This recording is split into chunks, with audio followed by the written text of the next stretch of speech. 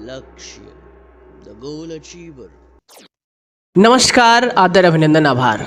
आज एक लंबे अंतराल के बाद मैं सुधांशु तिवारी स्वागत करता हूं आपका आपके अपने यूट्यूब चैनल लक्ष्य द गोल अचीवर में।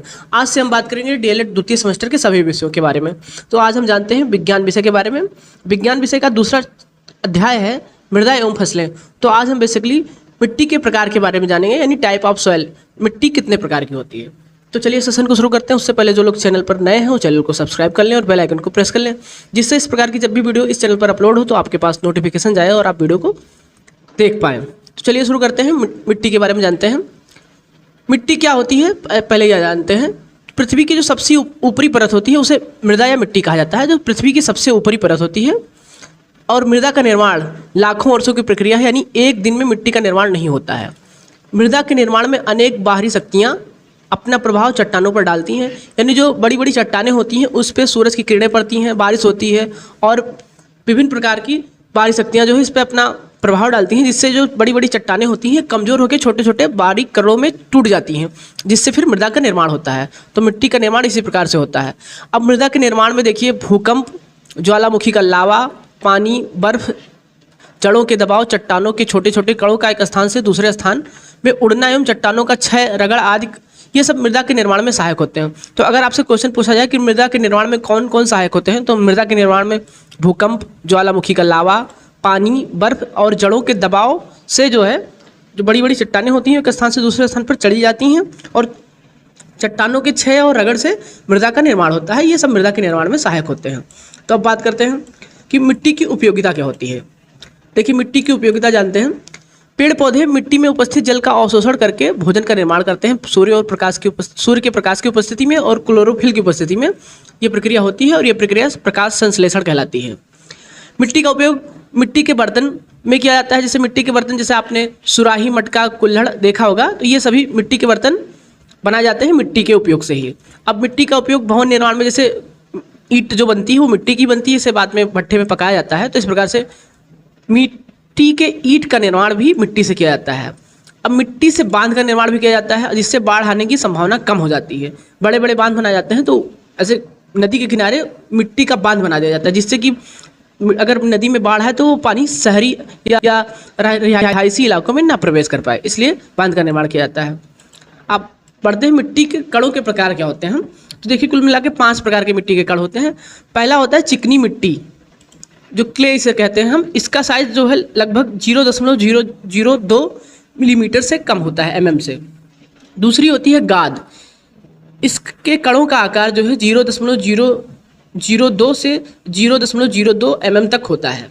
तीसरा जो होती है बारीक बालू, से फाइन सैंड कहते हैं। इसके कणों का आकार 0.02 से लगभग 0.2 mm तक होता है। सभी साइज जो है ये mm में दिया गया है, याद रखिएगा आप लोग। मोटी बालू जो आती है इसके कणों का आकार 0.2 से 2 mm तक होता है। और आखिरी होती है शिला या बजरी, स्टोन या ग्रेवल जिसे कहते हैं। इसके कणों का आकार 2 mm से अधिक होता है। तो इस प्रकार से मिट्टी के कणों को उनके कणों के साइज के आधार पर 5 भागों में विभाजित किया गया है। अब बढ़ते हैं आगे की तरफ। मिट्टी के प्रकार, यानी अब हम जानेंगे मिट्टी के कुल कितने प्रकार होते हैं। तो सबसे पहले जानते हैं मिट्टी का पहला प्रकार है बलुई मिट्टी, यानी सैंडी सॉइल। इस मिट्टी के कणों का आकार अधिक छोटा होने के कारण इसमें पानी रोकने की क्षमता कम होती है तथा इसके कणों के बीच में वायु अधिक होती है। जानते हैं कि इस मिट्टी के जो कणों का आकार होता है बलुई मिट्टी के, बहुत छोटे छोटे, अगर आपने देखा होगा बलुई मिट्टी जो होती है उसके बालू देखा होगा बहुत छोटे आकार के होते हैं, जिससे इनके कणों के बीच में वायु अधिक होती है और पानी रोकने की क्षमता बहुत कम होती है। इस मिट्टी में पोषक तत्व नहीं होता है, अतः यह मिट्टी पौधों के लिए उपयोगी नहीं होती है। यानी बलुई मिट्टी में जो उर्वरक क्षमता बहुत कम होती है। इसे रेगिस्तानी मिट्टी भी कहा जाता है। यह प्रायः राजस्थान और गुजरात के मरुस्थलीय क्षेत्रों में पाई जाती है, इसलिए इसे मरुस्थलीय मिट्टी भी कहा जाता है। इस प्रकार की मिट्टी में जो है फसलें कौन कौन सी उगती हैं, ध्यान दीजिए।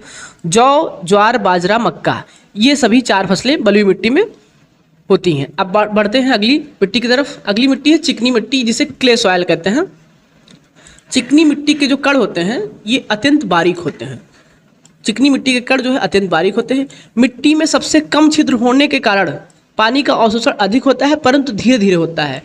मतलब इसमें जो इस प्रकार की मिट्टियों में छिद्र बहुत कम होता है, क्योंकि चिकनी मिट्टी रहती है तो बराबर एक दूसरे में इसके जो है कण बंधे हुए होते हैं, जिससे मिट्टी में छिद्र नहीं हो पाता और पानी का अवशोषण बहुत धीरे धीरे होता है। पानी की अधिकता के कारण ये मिट्टी कम उपयोगी होती है, यानी यहाँ पे दलदल हो जाता है पानी की अधिकता के कारण, तो इसलिए मिट्टी कम उपयोगी होती है। अगला प्रकार है जो है तीसरा है दोमट मिट्टी। बलुई मिट्टी, चिकनी मिट्टी तथा गाद, 3 प्रकार की जो मिट्टियाँ होती हैं, बालू, चिकनी मिट्टी और गाद के मिश्रण को दोमट मिट्टी कहते हैं। ये दोमट मिट्टी अन्य मिट्टियों की अपेक्षा जो है अधिक उपजाऊ होती है। अब बढ़ते हैं अगले प्रकार की तरफ।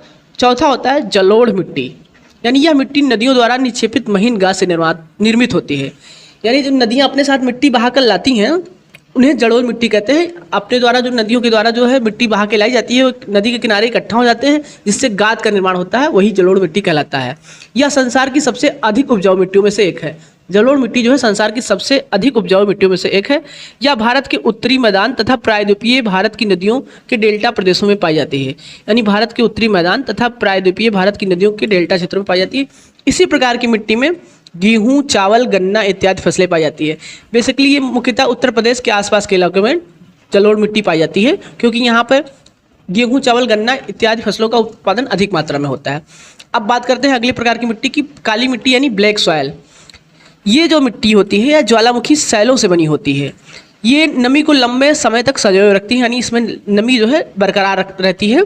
और ये मिट्टी भारत में महाराष्ट्र, मध्य प्रदेश और गुजरात के कुछ भागों में पाई जाती है, और इसकी जो उपजाऊ क्षमता होती है ये कम होती है। इस मिट्टी में मुख्य रूप से कपास, गेहूँ आदि की फसलें उगाई जा सकती हैं। अब बढ़ते हैं अगले प्रकार की मिट्टी की तरफ। लेटेराइट मिट्टी क्या होती है? 7वां प्रकार है मिट्टी का लेटेराइट मिट्टी। पश्चिमी घाट, नागपुर के पठार और उत्तर पूर्वी राज्यों के कुछ भागों में पहाड़ी प्रदेशों की गर्म जलवायु और वर्षा की अधिकता वाली क्षेत्रों में इस प्रकार की मिट्टी पाई जाती है। यानी जो आपका नागपुर का पठार हो गया, उत्तर पूर्वी राज्य के कुछ भागों में जहाँ पे पहाड़ी प्रदेश होते हैं और गर्म जलवायु पाई जाती है, जहाँ पे वर्षा की अधिकता होती है, वहाँ पे लेटेराइट मिट्टी पाई जाती है। अब चूंकि वर्षा की अधिकता इन क्षेत्रों में होती है तो भारी वर्षा के कारण इस मिट्टी के ऊपरी सतह के जो पोषक तत्व होते हैं वो घुलकर बह जाते हैं, इसलिए मिट्टी कम उपजाऊ होती है। यानी लेटेराइट मिट्टी उस इलाकों में पाई जाती है जहाँ पे वर्षा अधिक मात्रा में होती है, और वर्षा की मात्रा अधिक होने के कारण उसकी जो ऊपरी परत में उपजाऊपन होता है वो बह के निकल जाता है, इसलिए ये मिट्टी बहुत ही कम उपजाऊ होती है। अगली मिट्टी का प्रकार है पर्वतीय मिट्टी। हिमालय के पर्वतीय प्रदेशों में मिट्टी का आवरण बहुत पतला होता है, जबकि घाटियों में अधिक गहरा होता है। इन प्रदेशों की मिट्टी को पर्वतीय मिट्टी कहते हैं।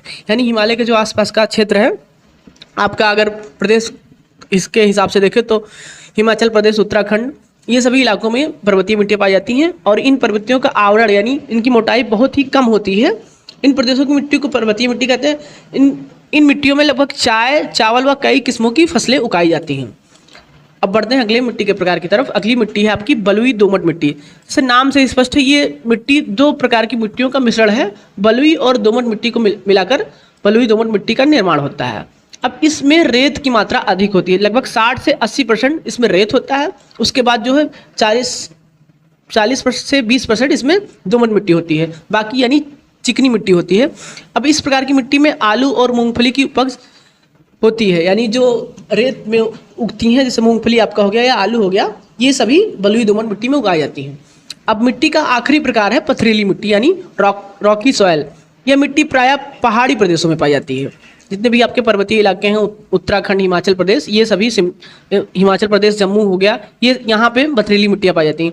ये मिट्टी प्रायः पहाड़ी प्रदेशों में पाई जाती हैं। इस मिट्टी में चिकनी मिट्टी के साथ साथ कंकड़ पत्थर भी होते हैं, और कंकड़ पत्थरों का आकार लगभग छोटे से लेकर बड़े तक कई प्रकार के उनके आकार के हिसाब से होता है।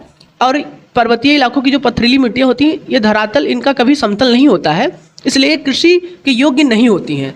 इस मिट्टी का उपयोग चारागाह बनाने तथा जंगली लकड़ियों के लिए किया जाता है। तो इस प्रकार से आपकी कुल मिला के 10 प्रकार की मिट्टियाँ हो गई हैं, और उम्मीद करते हैं आपको सेशन अच्छा लगा होगा। तो अगर आपको वीडियो अच्छा लगा होगा तो उसको लाइक करिएगा, ज़्यादा से ज़्यादा शेयर करिएगा। धन्यवाद।